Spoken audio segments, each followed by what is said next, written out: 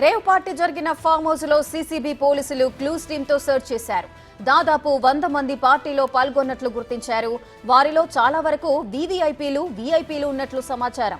పట్టుబడిన కార్లలో డ్రగ్స్ ఆనవాళ్లు వెతికారు. రేవ్ పార్టీ నడిపిన వారిని అదుపులోకి తీసుకుని వారి నుంచి సెల్ ఫోన్లు స్వాధీనం చేసుకున్నారు.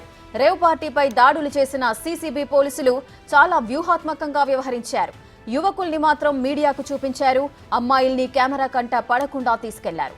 పార్టీలో పాల్గొన్న యువతంతా తెలుగువారిగా చెబుతున్నారు.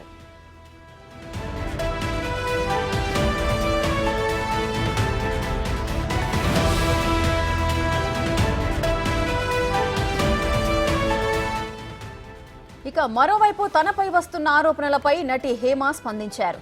తాను హైదరాబాద్ లోనే ఉన్నానని చెప్పుకొచ్చారు. దీనికి సంబంధించి ఆమె ఓ వీడియో విడుదల చేశారు.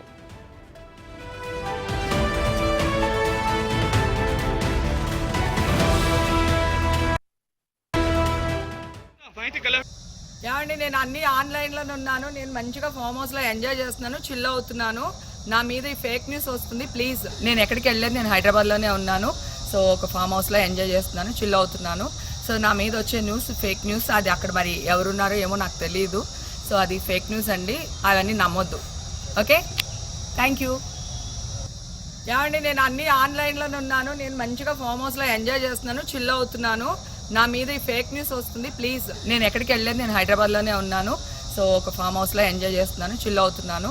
సో నా మీద వచ్చే న్యూస్ ఫేక్ న్యూస్. అది అక్కడ మరి ఎవరున్నారో ఏమో నాకు తెలియదు. సో అది ఫేక్ న్యూస్ అండి, అవన్నీ నమ్మొద్దు. Okay, thank you. బెంగళూరులో నిర్వహించిన రేవ్ పార్టీపై సీసీబీ పోలీసుల దాడుల్లో ఓ తెలుగు నటి, అదేవిధంగా పలువురు రాజకీయ నాయకులు పట్టుబడ్డారు. బెంగళూరు ఎలక్ట్రానిక్ సిటీ సమీపంలోని ఓ ఫామ్ హౌస్ లో నిర్వహించిన రేవ్ పార్టీలో నటితో పాటు మరికొంతమందిని పోలీసులు అదుపులోకి తీసుకున్నారు. ఇక మరికొంతమంది నటులు, లీడర్లు రేవ్ పార్టీలో ఉన్నట్లు తెలుస్తోంది. స్పాట్ లోనే సర్వేపల్లి ఎమ్మెల్యే కాకాని గోవర్ధన్ రెడ్డి పేరుతో ఉన్న స్టిక్కర్ ఉన్న కారును కూడా సీసీబీ పోలీసులు